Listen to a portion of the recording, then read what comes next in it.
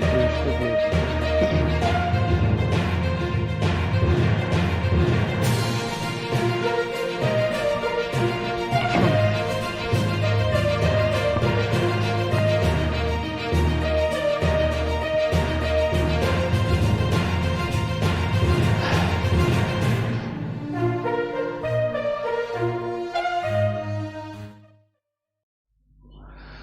Salam, hörmətli Hürriyyət televiziyasının izləyiciləri, hər birinizi xoş gördük. Sizinlə mən Razi Abbasbəyli. Bugün Azərbaycan gömrüyü haqqında danışacağıq. Azərbaycanın uzun illərdir iş adamlarının, vətəndaşların qarşılaşdıqları gömrük problemləri ilə bağlı, məsələ ilə bağlı araşdırmalar var və bu araşdırmaların bugünə qədər hökumət tərəfindən belə deyək də diqqətə alınmaması və gömrükdə aparılması zəruri olan islahatların bugünə qədər həyata keçirilməməsi kimlərin marağındadır? Əlbəttə ki, bu sualın cavabı çoxlarına aydın olsa da daha detallı şəkildə bu haqda danışacağıq. Bugün Ulu TV-nin efirindəyik. Bilirsiniz ki, Hürriyyət televiziyasının internet kanalına olan, platformamıza olan, qarşı olan kiber hücum, kiber cinayətkarlıq baş verib və bu kiber cinayətkarlıqla bağlı artıq müvafiq dövlət strukturlarına müraciət edilib. Buradan təkrar olaraq yenə də müraciət edirik ki, bu məsələni diqqətdə saxlasın dövlət qurumları. Bu, Azərbaycanda müstəqil mediaya qarşı, Azərbaycanda fəaliyyət göstərən və belə deyək, daha çox obyektivliyini qoruyub saxlamağa çalışan, cəmiyyətimizi maarifləndirməyə və informasiya təminatını formalaşdırmağa çalışan bir kanala qarşı, bir Hürriyyət media qrupuna qarşı edilmiş cinayətdir, kiber cinayətkarlıqdır. Hal-hazırda YouTube platformasının rəsmi administrasiyası ilə danışıqlar həyata keçirilir və danışıqların nəticəsinin müsbət olacağı ümidindəyik. Hesab edirəm ki, bu məsələlərlə Azərbaycanın müvafiq dövlət qurumları da yaxından belə deyək, məşğul olmalıdırlar. Bu məsələ ilə yaxın formada belə deyək, əlaqədar olmalıdırlar. Çünki bu eyni zamanda kanalda çalışan, illərdir ki, əziyyəti olan insanların əziyyətinin bir qələmdə heçə alınmasıdır. Bu məsələləri sizin diqqətinizə çatdırmaq istəyirəm. Hürriyyət televiziyasının izləyicilərinə, Hürriyyət televiziyasının etibarlı və daimi abunəçilərindən ricamız ondan ibarətdir ki, paralel olaraq Hürriyyət televiziyasında fəaliyyətimizin bərpa edilməsinə qədər bu kanala dəstək olun. Kanalımızın abunəsinin sayının artması, auditoriyamızın genişlənməsi üçün kanalımızı bəyənin və paylaşın. Əlbəttə ki, rəyləriniz bizim üçün çox dəyərlidir. Veriliş boyunca bütün formada suallarınızı cavablandırmağa hazırıq. Öz təəssüratlarınızı bizimlə bölüşə bilərsiniz. Azərbaycan gömrüyü haqqında danışırıq. Azərbaycan gömrüyündə nə dəyişməlidir? Azərbaycan ümumiyyətlə bu gömrük bəlasından nə zaman xilas olmalıdır? Əslində, Azərbaycanda bahalaşma, inhisarçılıq, vətəndaşların sərbəst şəkildə ticarət fəaliyyəti ilə məşğul olmasına ən ciddi problemlər elə qapılarından başlayır. Azərbaycan gömrük qapılarından başlayır. Ölkəyə cibində bir telefon gətirmək istəyən vətəndaşa qarşı təftişlərdən başlayır, vətəndaşlarımıza qarşı edilən münasibətdən başlayır. Mövcud qanunvericilik, ümumiyyətlə gömrük strukturunun yerində olub-olmaması məsələləri çox önəmli məsələlərdir. Ümumiyyətlə, Azərbaycana Dövlət Gömrük Komitəsi adında böyük bir qurumun olmasına ehtiyac varmı? Yəni, Azərbaycan üçün Dövlət Gömrük Komitəsinə ehtiyac varmı? Dünya təcrübəsində, dünyanın bir sıra qabaqcıl ölkələrində gömrük komitələri hansı şəkildə fəaliyyət göstərirlər? Necə fəaliyyət göstərirlər və bu fəaliyyət hansı şəkildə tənzimlənir? Azərbaycan bugün Cənubi Qafqazda Ermənistan, Gürcüstan, hətta postsovet ölkələrinin əksəriyyətindən geridə qalır. O mənada ki, Azərbaycan hələ də Ümumdünya Gömrük Ticarət Təşkilatına üzv olmayıb və bu üzv olmama məsələsində illərdir ki, müzakirə edilir. Bir sıra səbəbləri var. Müxtəlif bugünə qədər aparılmış müzakirələrdə müxtəlif arqumentlər irəli sürülüb.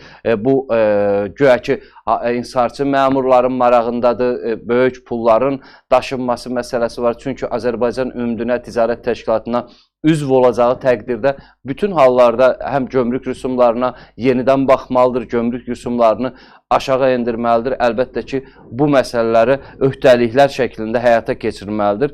Niyə həyata keçirilmir? Bu suallara illərdir ki, cavab axtarılır. Müxtəlif ekspertlər tərəfindən, hökumət rəsmiləri tərəfindən müxtəlif formada rəylər, izahlar verilir. Amma təəssüf ki, bu rəylər və izahlar hansı şəkildə kimin daha çox xeyrinə olur? Bu məsələlər bu günə qədər müzakirə edilsə də müsbət nəticəyə varmayıb. Yəni, müsbət nəticəsi ortada yoxdur. Söhbət ondan getmir ki, indi kimlərsə həbs etmək və yaxud da kimlərsə dəyişməklə gömrük komitəsində nəyəsə nail olmaq olar. Əlbəttə ki, məsələ eyni zamanda nəyi dəyişməliyik, gömrük sistemində nəyi dəyişməliyik, nə etməliyik ki, Azərbaycan vətəndaşları Azərbaycan gömrük sistemindən razı qalsınlar və buna görə də efirimizdə bir sorğu yerləşdirmişik və bu sorğuda sualımız ondan ibarətdir ki, gömrükdə nə dəyişməlidir? Azərbaycan gömrüyündə ümumiyyətlə nəyi dəyişmək lazımdır? Sualımızın 3 versiyada cavabı var. İzləyicilərimizdən rica edirəm ki, bu sorğumuzda da iştirak etsinlər. Birinci cavabımız rəhbərlik dəyişməlidir. İkinci cavabımız komitə ümumiyyətlə ləğv edilməlidir. Üçüncü cavabımız da köhnə qaydalar dəyişməlidir. 3 versiya var. Yəni, bizim üçün izləyicilərimizin verəcəyi cavablar, onların rəyləri önəmlidir. Bir daha qeyd edirəm və əlbəttə ki, bu sorğuda heç bir müdaxilə olmadan tam bir obyektiv sorğu olaraq iştirak edənlərin də hansı qərar verəcəyi önəmlidir. Əlbəttə ki, bu kimi sorğular daha böyük auditoriyalarda keçirilsə və daha çox insanın, daha böyük çoxluğun hansı düşüncədə, hansı təsəvvürdə olması daha önəmlidir. Amma tarixdə çox bir neçə olub əslində liderlər olub. Onlar hətta bir nəfərin qarşısında dayanıb saatlarla çıxış eləməkdən belə yorulmayıblar. Bizim üçün bugün efirimizə baxan bir nəfər olsa belə bizim üçün çox dəyərlidir.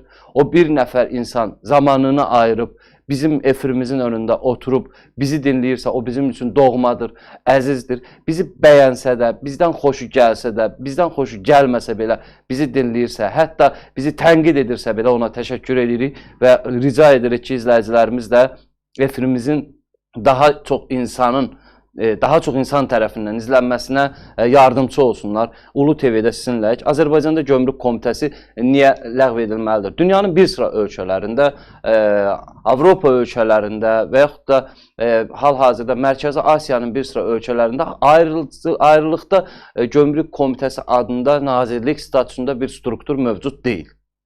Yəni, Gömrük Komitəsi əsasən ya İqtisadiyyat Nazirliyinin tabeliyindədir, ya da Vergilər Nazirliyinin tabeliyindədir. Niyə Vergilər Nazirliyinin tabeliyindədir? Biz Gömrük Komitəsinin açıqladığı rəsmi statistik məlumatlara adətən diqqət eləyəndə, gömrük daxil olmaları və yığımlarla bağlı statistikaya baxanda biz görürük ki, məsələn, toplanmış təxminən 47 milyard dollarlıq 5 il ərzində toplanmış vəsaitin təxminən 70% əlavə dəyər vergisidir. Əlavə dəyər vergisi adından göründüyü kimi vergi növüdür və əlavə dəyər vergisinin toplanması prosedurları ilə bağlı bir sıra narazılıqlar mövcuddur. Amma əlavə dəyər vergisini niyə Gömrük Komitəsi yığmalıdır? Bunun üçün Vergilər Nazirliyi var və Vergilər Nazirliyi əlavə dəyər vergisini toplaya bilər. Bunun üçün Gömrük Komitəsinə ehtiyac yoxdur. Gömrük komitələri, ümumiyyətlə gömrük mexanizmləri dünyanın bir sıra ölkələrində kiçik bir struktur halında fəaliyyət göstərir. Sadəcə texniki protokol qaydalarını həyata keçirirlər və ya bayaq qeyd elədim ki, ya İqtisadiyyat Nazirliyinin tabeçiliyində olurlar, ya da Vergilər Nazirliyinin tabesində fəaliyyət göstərirlər. Yəni, ayrıca struktur olaraq fəaliyyət göstərmirlər. İndi Dövlət Gömrük Komitəsinə hətta 7 milyard manata yaxın vəsait ayrılaraq yeni inzibati binanın inşasına başlanılıb. Bakı şəhərində, Yasamal rayonunda, yəqin ki, Hüseyin Cavad Parkının arxasında görmüşsünüz, çox böyük, dəbdəbəli yeni bir bina inşa edilir və bu da o deməkdir ki, ən azından Dövlət Gömrük Komitəsində islahatlar yaxın gələcəkdə aparılmayacaq, çünki yeni binaya köçəcəklər və yeni binada əlbəttə ki, daha böyük imkanlara malik olacaqlar və bu imkanlardan da istifadə etməklə Gömrük Komitəsində daha çox ştatlar yaradılacaq və Gömrük Komitəsində yaranacaq ştatların çoxluğu gömrük münasibətlərindən, gömrükdən istifadə edən vətəndaşlarımız üçün də əlavə bir yük deməkdir, əlavə bir yoxlama deməkdir, əlavə bir müfəttiş deməkdir, əlavə bir müdaxilə deməkdir. Və əlbəttə ki, bu müdaxilələr də nəticə etibarilə Azərbaycanda iqtisadiyyatın zəif şəkildə inkişaf etməsinə gətirib çıxarır. Azərbaycanda gömrük tarifləri ilə bağlı narazılıqlar var. Ümumiyyətlə, Azərbaycan tarif siyasəti ilə bağlı strateji dəyişikliklərə getməli idi. Bu barədə beynəlxalq təşkilatların tövsiyələri var idi və bu tövsiyələrində gömrük münasibətləri, gömrükdə vergi və idxalla bağlı olaraq xüsusilə rüsumlara yanaşmaları formasını və dərəcələrini dəyişməklə bağlı tövsiyələr var. Həm Dünya Bankının, həm Beynəlxalq Valyuta Fondunun, eyni zamanda biz Ümumdünya Ticarət Təşkilatı ilə müəyyən mənada bərabər hüquqlu, müəyyən prosedur məsələlərində müzakirələrdə iştirak edirik və onlar əsasən bu illərdir ki, tövsiyə edirlər ki, gömrük rüsumları ilə bağlı siyasətinizdə müəyyən dəyişikliklər eləyin. Amma təəssüf ki, bu dəyişikliklər həyata keçirilmir. Məsələn, uşaq yeməkləri, dərman preparatları, bir çox ərzaq növləri var ki, Azərbaycan bunları istehsal etmir və istehsal statistikasında, məsələn, Azərbaycanda uşaq yeməklərinin istehsalı ilə bağlı göstəricilər demək olar ki, sıfırdır. Yəni, Azərbaycanın daxilində uşaq qidaları istehsal olunmur. Son illərdə sənaye göstəricilərində, statistik məlumatlarda burada 1,2% istehsal payı yaransa belə, bu da ki 5 yaş üzərindəki uşaqlar üçün qidalardır. Yəni 1-5 yaşa qədər olan körpələr üçün daha doğrusu qidalar ümumiyyətlə istehsal olunmur.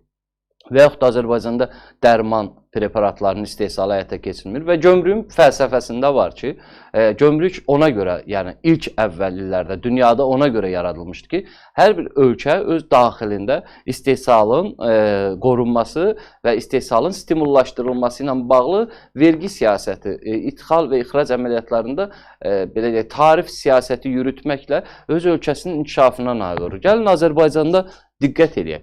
Azərbaycanda ümumiyyətlə nə istehsal olunur? Yəni, Azərbaycan neft və qaz satan ölkədir. Əvəzində Azərbaycanın istehsalı və xaricə ixrac olunan məhsulların balansına baxsaq, bu təxminən 24%-ə yaxındır. Azərbaycanın ümumilikdə ticarət dövrəsi, idxal və ixrac əməliyyatlarında ixracatın payı cəmi 24%-dir və bu 24%-in içində də hətta 76% deyim ki, neft və qaz məhsullarıdır, neft və qazdır, xammal şəklində.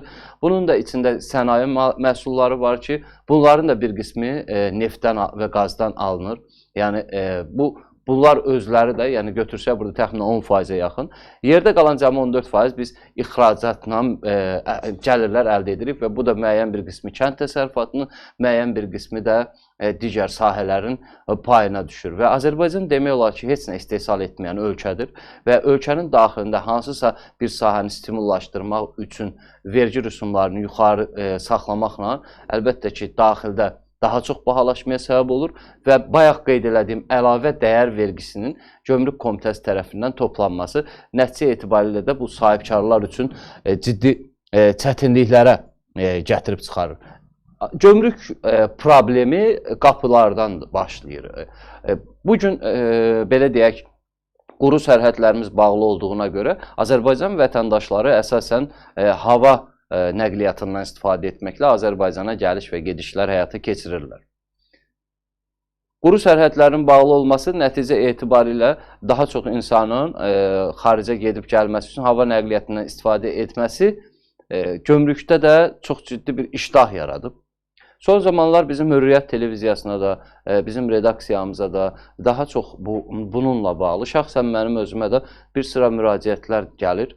Məsələn, təsəvvür edin ki, Dubaydan, Amerika Birləşmiş Ştatlarından Azərbaycana gələn bir şəxs, həmin reys təyyarə Bakı hava limanına enir və digər ölkələrdən gələn vətəndaşların çantaları sonuna qədər açılıb yerə tökülmədiyi halda, açılıb yoxlanılmadığı halda ki, aparatlar vasitəsilə rentgen üsulu ilə bu həyata keçilir və rentgen qaydasında yoxlamaların nəticəsinə uyğun da buraxılış məntəqələrində qərar verilir. Amma ABŞ və Dubaydan gələn sərnişinlər demək olar ki, saxlanılır. Səbəb nədir? Mobil telefon axtarırlar, mobil cihazlar, elektronik avadanlıqlar ki, hansı ki, vətəndaşlar onları öz istehlakçıları üçün gətirə bilərlər ölkəyə. Əgər çox pis bir haldır, əgər sizin cibinizdə və yaxud da çantanızda bir ədəd yeni iPhone və yaxud da hər hansı bir bahalı telefon modeli çıxarsa, dərhal başlayırlar yoxlamalara, təftişlərə, incitməyə vətəndaşları. Yəni bununla bağlı son zamanlar xeyli narazılıqlar var. Vətəndaş özü üçün aldığı təzə olan telefon cihazını əlindən alıb aktlaşdırırlar və müsadirə edirlər. Müsadirə edirlər və dövlətin xeyrinə də müsadirə olunmur. Mən bu məsələyə istəyirəm, bu elə mövzu yeri gəlmişkən müsadirə edilən mallar, gömrükdə müsadirə edilən mallar hara gedir? Biz bu məsələ ilə bağlı müəyyən mənada araşdırmalar, müəyyən mənada informasiyaları sizinlə bölüşmüşük zamanında. Gömrükdə ümumiyyətlə hara aparılır, necə olur, hansı şəkildə müsadirə olunan mallar satışa çıxarılır. Amma təəssüf ki, bu məsələlərdə negativlər, bizim dediklərimiz illər sonra məsələn öz təsdiqini rəsmi qaydada məhkəmə sistemlərində göstərilir. Məhkəmə sistemlərində özünü göstərir. Məsələn, bu günlərdə Dövlət Gömrük Komitəsinin bilirsiniz ki, İstintaq İdarəsinin müstəntiqi Nicat Qasımov adında bir şəxs həbs olunub. Bir daha deyirəm, Dövlət Gömrük Komitəsinin İstintaq İdarəsinin müstəntiqi Nicat Qasımov həbs olunub. Nicat Qasımov bir araşdırma aparıb. Cinayət işlərinin birində depozitə qoymuş vəsaitlər olub. Həmin depozitə qoymuş vəsaitləri bu mənimsəyib. Nicat Qasımov buna görə ittiham olunur. İndi təsəvvür edin, Gömrük Komitəsinin İstintaq İdarəsinin müstəntiqidir və 53 min dollar vəsait Gömrük Komitəsində tərəfindən depozitə qoyulmuş vəsait müsadirə olunur. Müsadirə edilmə haqqında müvafiq qanunvericiliyin tələblərinə görə müsadirə edilmiş vəsaitlər dövlətin xeyrinə məhkəmə qərar verdikdən sonra hərrazlar vasitəsilə satın alma şəklində dövlət xəzinədarlığına köçürülməlidir. Bununla bağlı Azərbaycanda xəzinədarlıq haqqında qanunun müvafiq maddələri də var və bu müvafiq maddələrdə öz əksini tapır. Nicat Qasımov nə edib? Gürcüstan vətəndaşından Jaba Yibqaşvilidən ötən 53 min dollar pulu gömrüyə şifahi və yazılı şəkildə bəyan etmədən gizli şəkildə keçirməyə cəhd edib bu gürcü 53 min dolları və Cinayət Məcəlləsinin 206-cı maddəsi ilə ittiham olunan Jibaşvili Bakı Ağır Cinayətlər hökmü ilə 5 il müddətinə azadlıqdan məhrum olunub. Gürcü 53 min dolları qanunsuz olaraq Azərbaycana gətirdiyinə görə 206-cı maddənin tələbinə görə 5 il müddətinə azadlıqdan məhrum olunub. Bunu qoyduq bir kənara. Dövlət Gömrük Komitəsinin İstintaq İdarəsində həmin bu istintaq həyata keçirilib. Müstəntiq Nicat Qasımov depozitə qoyulmalı olan həmin vəsaiti mənimsəyib və öz ehtiyacları üçün xərcləyib. Yəni, bugün indi Nicat Qasımov özü də məhkəmə qarşısındadır və bu faktın üstü açılandan sonra Nicat Qasımov vəzifəsindən kənarlaşdırıb və haqqında cinayət işi açıb. Yəni, Nicat Qasımov keçmiş Gömrük Komitəsinin keçmiş sədri Səfər Mehdiyevin zamanında fəaliyyət göstərilib və indi də Nicat hansı ki gürcünü 5 il qanunsuz Azərbaycana pul gətirdiyinə görə, mən onu da deyim, dünyanın heç bir ölkəsində, yəni hətta qanunsuz gətirilsə belə dövlətin xeyrinə müsadirə etmək olardı. Yəni adam ölkəyə valyuta gətirib də, ölkədən valyuta çıxarmır ki, qaçaq yolu ilə və yaxud hər halda Azərbaycana valyuta gəlir, 53 min dollar və yaxud da 5 min dollar. Adam ölkəyə valyuta gətirir. Yəni, dünyanın əksər ölkələrində ümumiyyətlə hər hansı bir məhdudiyyət, hər hansı bir məqam yoxdur. Hətta gömrük müfəttişləri aşkar etsələr belə ki, bəyan edilməyən vəsait var, dollar, nağd, valyuta var. Bu valyuta aşkar edilsə belə həmin vətəndaşa cərimə protokolu tərtib olunur, xəbərdarlıq edilir və ona təklif olunur ki, gətirdiyin vəsaitləri rəsmiləşdir. Bununla bağlı deklarasiyanı gömrük orqanına təqdim elə. Elə gömrük, yəni adamı tutmurlar. Azərbaycanda isə fərqlidir. Azərbaycanda bəyan etmədən ölkəyə valyuta gətirsəniz belə, sizin haqqınızda cinayət işi açıb, hətta 5 il həbs də edirlər. İndi Nicat Qasımov, Gömrük Komitəsinin əməkdaşı, hansı ki, o gürcü vətəndaşın 53 min dollarlıq depozitini götürüb özünə, həbsdədir. 179.3.2-ci maddəsi ilə külli miqdarda mənimsəmə və israf etmə maddəsi ilə ittiham olunur. Məsələn, bugün iş üzrə Dövlət Gömrük Komitəsi və mənimsənilən pulun zərərçəkmiş qismində tanıyıblar, həmin o məhkum Gürcünü də və Bakı Ağır Cinayətlər Məhkəməsində araşdıran iş üzrə ifadə verən Nicat Qasımov özünü təqsirli bildiyini, əməllərindən peşman olduğunu deyib. Sabiq müstəntiq istintaqın gedişinə dəymiş ziyanı isə ödəyib. Yəni, sonradan həmin 53.000-i ödəyib. İş üzrə keçirilən sonuncu iclasda hökm oxunub. Hakim Azad Məcidovun sədrlik etdiyi hakimlər heyəti dəymiş ziyanın ödəlməsini və yüngülləşdirici halları nəzərə alaraq Nicat Qasımova şərti cəza verib.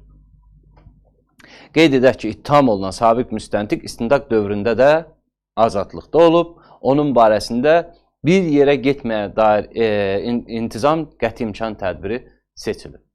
Yəni, vəzifədə oturub Nicat Qasımov istintaq idarəsinin müstəntiqi olub, Gürcü vətəndaş Azərbaycana dollar gətirdiyinə görə həbs olunub, 5 il azadlıqdan məhrum edilib və bu 53.000 dolları dövlətin xəzinəsinə qoyulmasının əvəzinə müstəntiq xərcləyib öz şəxsi ehtiyacları üçün həbs və sonra vəzifədən azad edilib, sonra da haqqında cinayət işi açılıb, o dövrdə də həbsdə olmayıb, saxlanılmayıb və məhkəmə keçirilib və Nicat Qasımov şərti cəza alaraq yenə də azadlıqda qala bilib. Yəni, təsəvvür edirsizmi? Bunlar hələ son deyil. Mən indi bir başqa məqam danışacağım. Çünki biz bayaq hava limanında mobil telefonlar, elektronik cihazların gətirilməsi, elektronik cihazların didik-didik aranması, sumkaların, vətəndaşların üzərini didik-didik arayırlar. Mobil telefon varmı, yoxmu? O məsələləri araşdırırlar. Bu yaxınlarda təxminən yarım milyon manata yaxın dəyəri olan iPhone 14 yeni mobil telefonlar müsadirə olunmuşdu. Bundan bağlı rəsmi açıqlama verildi, amma hələ ki bu telefonlar hardadır, bu qərar veriləndən sonra bu telefonlar necə satılacaq və yaxud da kiminsə bağ evində, hansısa gömrük generalının bağ evində mi saxlanılacaq bilinmir. Yəni, Azərbaycan gömrüyündə müsadirə edilən mallarla bağlı bir şəffaflıq mexanizmi də yoxdur. Ki, bu müsadirə edilən mallar hara gedir, necə olur?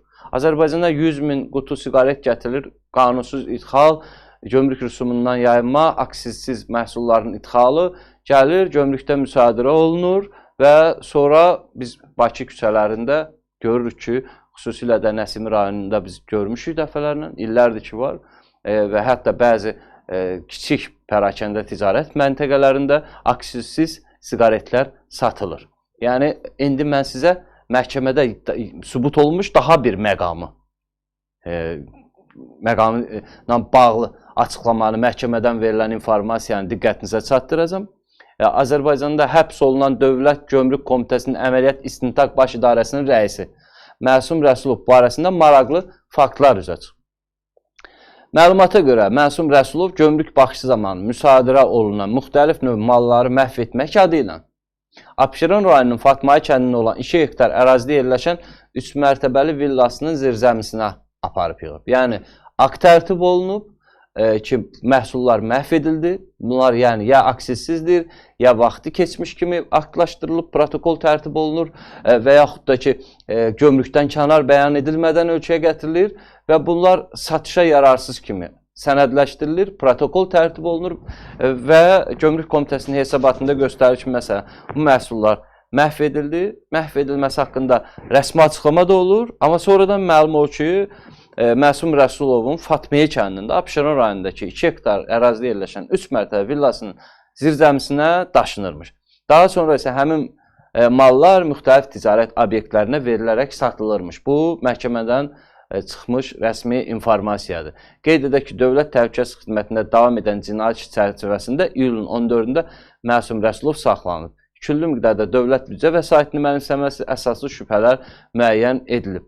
Məsum Rəsulova da 2 maddə üzrə 179.4 və 308.1-ci maddə ilə cinayət işi açılıb. Yəni, gömrük generalının təsəvvür edirsiniz, bir müstəntiq Nicat Qasımov depozitə qoymuş vəsaiti götürüb özü üçün aparıb öz ehtiyaclarını xərcləyib. Sonradan məlum olub ki, Gürcü vətəndaşının həmin o depozit pulları xərclənib və müstəntiq sonradan onu dövlətçi geri qaytarıb. Digərində məlum olur ki, Məsum Rəsulovun Fatmiyədəki villasının zirzəmisinə aparında daşınır.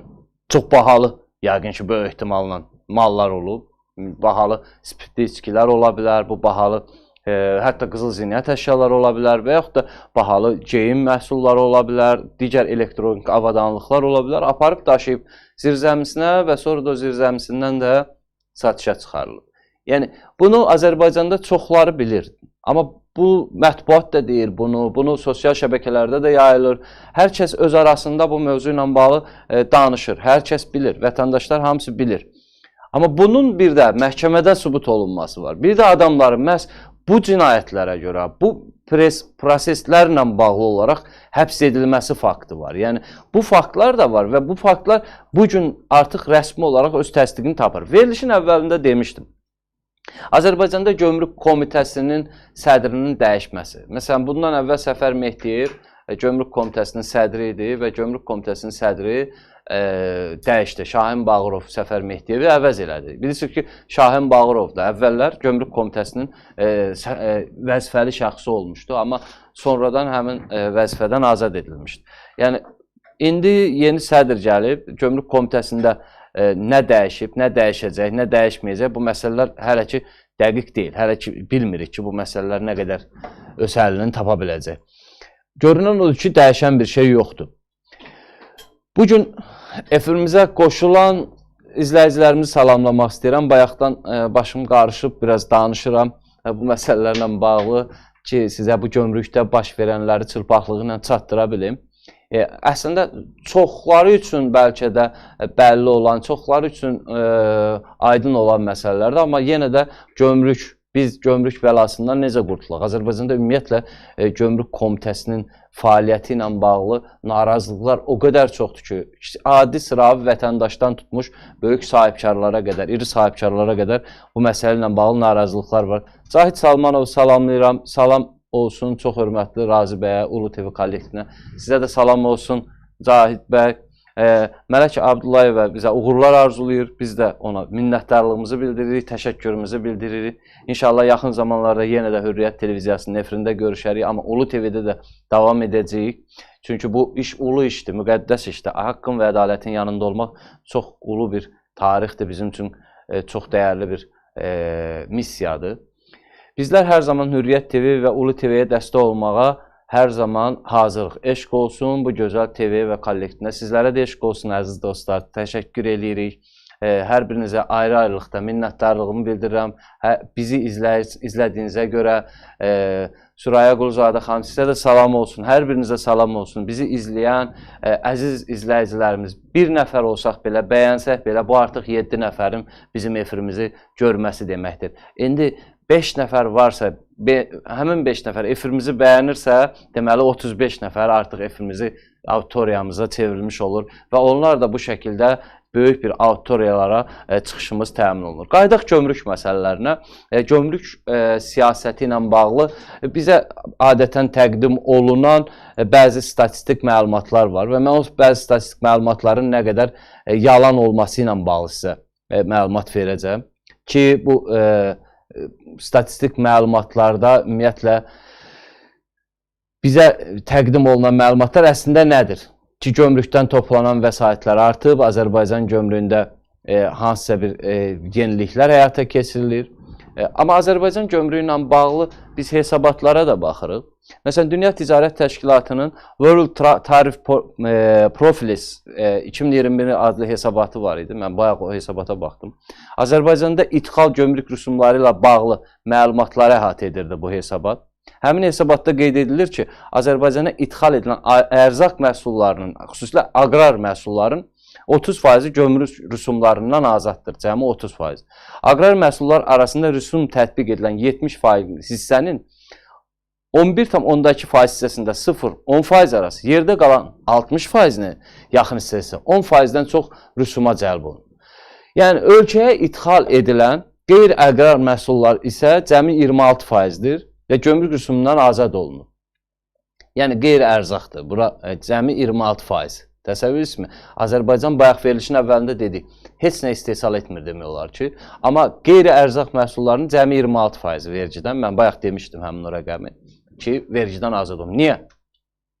Niyə gömrük rüsumu tətbiq edirsiniz? Azərbaycan avtomobil istehsal etmir, amma Azərbaycanda avtomobillərə tətbiq olunan rüsumlar kifayət qədər çoxdur. Mən bu məsələyə qayıdacağam, verilişimizdə bu məsələyə də toxunacağam və müqayisəli şəkildə ölkələr üzrə ümumiyyətlə avtomobillər, ümumiyyətlə yük maşınları, düzdür, kənd təsərrüfatı texnikası ilə bağlı bir sıra güzəştlər var, amma adətən o güzəştlər də tətbiq olunmur. Ümumiyyətlə, nəqliyyat vasitələri ilə bağlı Azərbaycanda istehsal demək olar ki, yoxdur. Belarusiya ilə bir anlaşmamız var, İranla bir anlaşmamız var, amma məsələn, siz bəzən yəqin ki, statistikada görürsünüz. Bu il Azərbaycanda avtomobil istehsalı 24 dəfə artıb. Bu, bilirsiniz nə deməkdir? Bu rəqəmi mən sizə deyim. Məsələn, ötən il Azərbaycanda 3 dənə avtomobil istehsal olunmuşdursa, bu il Azərbaycanda tutaq ki, 60 dənə avtomobil istehsal olunur. Bu, təsəvvürsüz 20 dəfə artım deməkdir. Yəni, o qədər kiçik istehsal var ki, orada, məsələn, bizim gözümüzə görünməyəcək artım belə 24 dəfə və yaxud da 2000 dəfə çoxalıb deyə bilərik istehsal. Yəni, bu rəqəmlər bəzən sizləri çaşdırmasın. Hesab eləmin ki, Azərbaycanda 20 dəfə avtomobil istehsalı artıbsa ki, bu da istehsal deyil. Bu da əlbəttə ki, yığılmasıdır. Rusca bu daha çox izləyicilərimizə daha çox aydın olaraq zborka deyirlər. Yığılmadır burada və bu məhsullar bizdə istehsal olunmur. Və qayıdaq eyni hesabata ki, Azərbaycanda idxal edilən məhsullara orta gömrük rüsumu 9,2%-ə bərabərdir.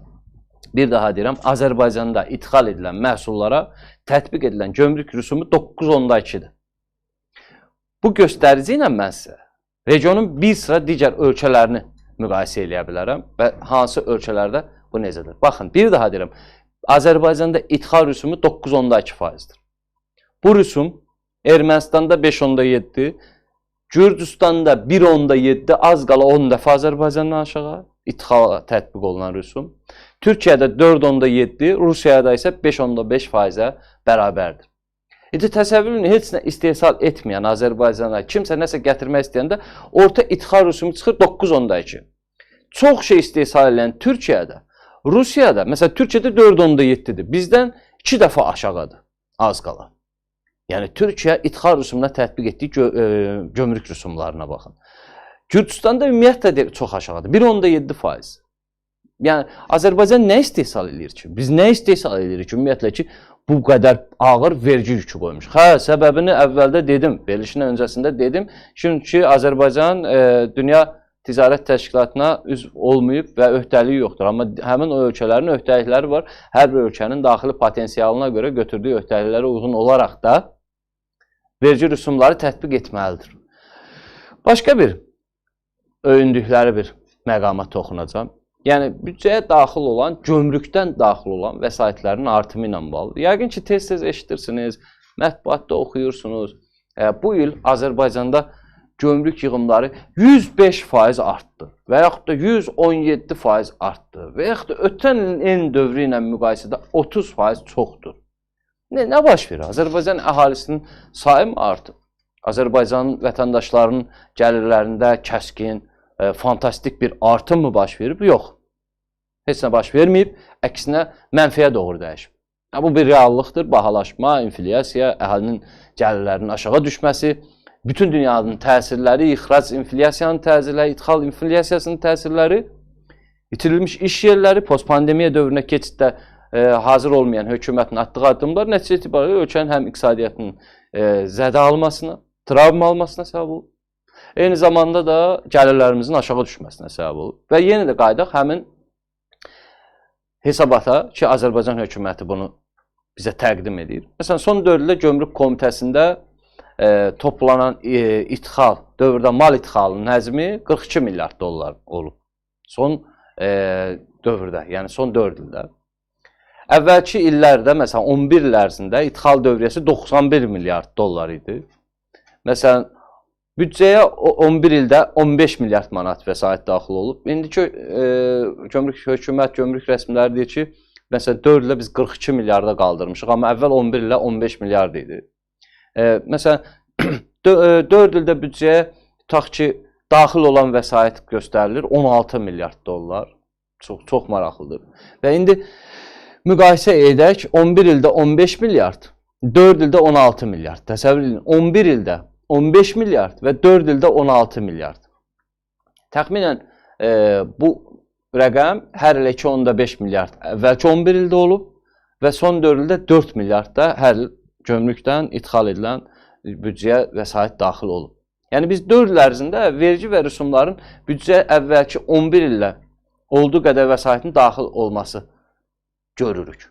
Əslində nə baş verir? Doğrudan mı Azərbaycanda son 4 ildə bu qədər fantastik istirahət baş verib? Və Azərbaycan büdcəsinə gömrük vasitəsilə daxil olan vəsaitlər artıb. Yox, heç bir artım yoxdur, heç bir dəyişiklik yoxdur, sadəcə rəqəmlər dəyişib. Rəqəmlər necə dəyişib? Çox sadə bir sizə məqam.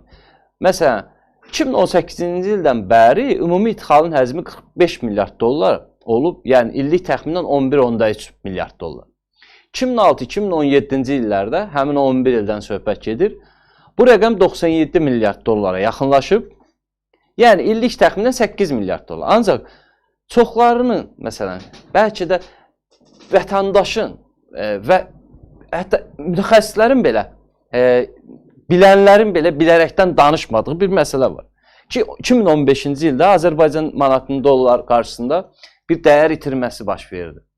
Yəni əvvəlki məzənliyə nisbətdə 0.78 qəpik 1 ABŞ dolları nisbətində AZN qarşısında, manat qarşısında 2015-ci ildə rəqəm dəyişdi və 1.7, 1 manat 70 qəpik həcmində dəyişdi. Bir daha deyirəm, bu 2015-ci ildə artıq Azərbaycan manatı dəyər itirmişdi. Və 2015-ci ilə qədər gömrük daxil olmalarının hesablanmasına diqqət edir. Yəni, gömrük rüsumları manatla hesablanır. Və manatın 2 dəfə ucuzlaşması toplanan gömrük rüsumlarının da təbii olaraq məbləğini artırır. Yəni, əslində məbləğ artmıyor. Azərbaycan manatı dəyər itirib, az qala 2 dəfədən çox və nəticə etibarilə də ölkəyə ixal olunan məhsulların dollarına alınmasına baxmayaraq, daxildə manat ekvivalenti ilə hesablanması və dövlət büdcəsinə köçürülməsi baş verir və təbii olaraq da manat həcmi artır. Yəni, bu baxımdan da rəqəmlər də biz görürük ki, 2018-dən sonra ixalın manat qarşılığı 77 milyarda yaxın. Əvvəlki 12 ildə isə bu göstərici 100 milyard manata yaxın olur. Yəni 0.78 ilə götürəndə, məsələn, əvvəlki 2018-ci ilə qədər Azərbaycana çox sadə və çox bəsit, köhnə məzənlə ilə götürsək, 2015-ci ilə qədər olan məzənlə ilə götürsək, son 12 ildə hər il Azərbaycana 100 milyard manat büdcədə gömrükdən vəsait daxil olur. Ha, bu baş verib Azərbaycan manatının dəyər itirməsinə qədər olan dövrdür. Amma Azərbaycan manatı dəyər itirib ki, indi bizə təqdim olunan gömrükdən daxil olan vəsaitlərin artım göstəriciləri var, 77 milyarddır. Demək, nə baş verib? Əslində, azalma baş verib. Biz həmin vəsaitləri dollar ekvivalentinə çevirsək, Azərbaycanda bugün gömrük daxil olmalarının azaldığının şahidi olarıq və bu 2015-ci ildən sonra özünü daha açıq şəkildə göstərir. Məsələn, Gömrük Komitəsində belə bir ritorika var. Gömrük Komitəsinin rəsmləri arasında bir ritorika var. 2018-ci ildən sonra Azərbaycanda gömrük rüsumları demək olar ki, artırılmıyor. Amma gəlin, baxaq görək, doğrudan mı bu belədir? Yəni, doğrudan mı Azərbaycana gömrük rüsumları 2018-ci ildən bəri artırılmıyor? Əlbəttə ki, yalandır. Məsələn, Azərbaycan 2018-ci ilədək ixal edilən siqaretlərin hər 1000 ədədinə tətbiq edilən aksiz vergisi cəmi 4 manat idi. Bir daha deyirəm, 2018-ci ilə qədər 1000 ədəd siqaretə görə aksiz vergisi 4 manat idi. Son 3 ildə bu göstərici artıb 43 manata yüksəlib. 10 dəfədən çox. Əvvəl 2018-ə qədər 4 manat idi. Amma indi 43 manatdır 1000 ədəd siqaretə görə. 10 dəfədən çox da rüsum artırılıb. Yəni, rüsumun artması necə olur ki? Bunu kimsə desə də, kimsə ki, rüsumlar artırılmayıb desə də, amma faktlığındadır və gömrükdən istifadə edən sahibkarlar bunu daha yaxşı bilirlər. Məhz bu sahələr, ayrı-ayrı sektorlarda iştirak edən sahibkarlar, iş adamları ki, topdan satış qayda Azərbaycan ixal proseslərində iştirak edirlər. Bunu çox yaxşı bilirlər. Yəqin ki, mən dediklərimi də xatırlayırlar ki, 2018-ci ilə qədər 1000 ədəd siqaret üçün aksiz vergisi 4 manat idi, indi 43 manatdır 1000 ədəd siqaretə görə və əlbəttə ki, bu da bahalaşmaya gətirib çıxaracaq. Məsələn, əlbəttə ki, biz Gürcüstan Gömrük Komitəsinin açıqlamalarına da diqqət edə bilərik. Orada da artımlar nə qədərdir? Ümumiyyətlə, gömrükdə son 3 ildə siqaretlə, digər məhsullara tətbiq edilən aksiz dərəcələri nə qədərdir? Məsələn, Gürcüstanda bu rəqəm təxminən 70 sent civarındaydı. Son 3 ildə artaraq cəmi 1.7 dollara yüksəlib. Yəni, təsəvvür hər halda 43 manat deyil. Çox məsələlər var. Məsələn, avtomobillərlə bağlı.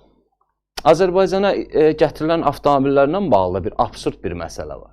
Mən bu məsələni araşdırdım. Gömrüklə ən çox narazılıq olan məqam Azərbaycana avtomobil idxalı ilə bağlıdır.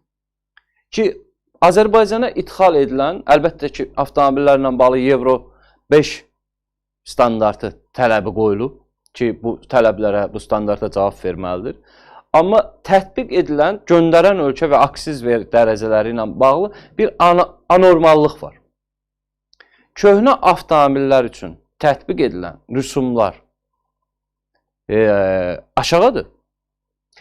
İli yeni olan, istismar müddəti yeni az olan, daha az olan avtomobillər üçün tətbiq edilən vergi yükü daha çoxdur. Niyə? Əlbəttə ki, əksəriyyət Avro 5 standartına cavab verən, daha köhnə il, istismar müddəti çox olan avtomobili gətirməyə üstünlük verir. Amma hansı ki, bu əksinə olmalıdır ki, az istifadə edilmiş, az istismar olunmuş, standarta cavab verən avtomobillər üçün Azərbaycanın avtomobil parkını, avtomobil qarajını yeniləmək istəyən hökumətin strategiyası olmalıydı və yeni avtomobillərə daha aşağı rüsumlar tətbiq edilməlidir, nəinki köhnələrə. Köhnələrin ölkəyə daxil olmasının, bir qəbirstanlığın yaranmasının qarşısı alınmalıydı. Amma bizdə əksinədir. Köhnə avtomobillər üçün tətbiq olunan gömrük rüsumu yuxarıdır. İli yeni olan, məsələn, 2020-2021-ci ilin istehsal olan avtomobillər üçün gömrük rüsumları yuxarıdır. Sualın cavabını bilmirəm. Niyə bu sual bilmirəm cavabını? Çünki əslində məntiqlə də, bir argumentləşdirməklə də bu suala cavab tapa bilmirəm. Bilmirəm, niyə bu şəkildə tətbiq olunur? Düzdür, mühərrik həcmi 5000 kubmetrdən yuxarı olan avtomobillər üçün gömrük rüsumlarında bir sıra məqamlar var ki, onlar olmalıydı. Çünki 5000-dən 5 manat mühərrikdən yuxarı olan məsələlər var idi. O da doğrudur, yanaşma doğrudur.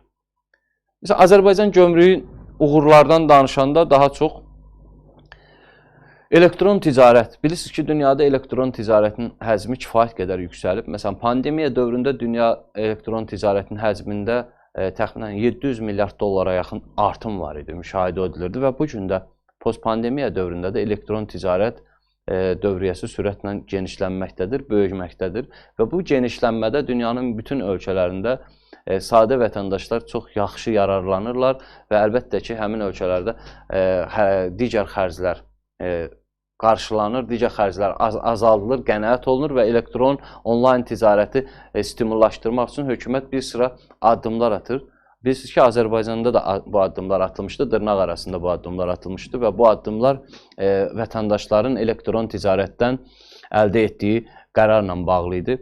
Həmin qərar nə idi? 2022-ci ilin sentyabrında Nazirlər Kabineti fiziki şəxslər tərəfindən istehsal yaxud kommersiya məqsədlər üçün nəzərdə tutulmayan malların gömrük sərhəddindən keçirilməsi güzəşti sadələşdirilmiş qaydalarına dəyişiklik etdi. Biraz qəliz oldu cümlə.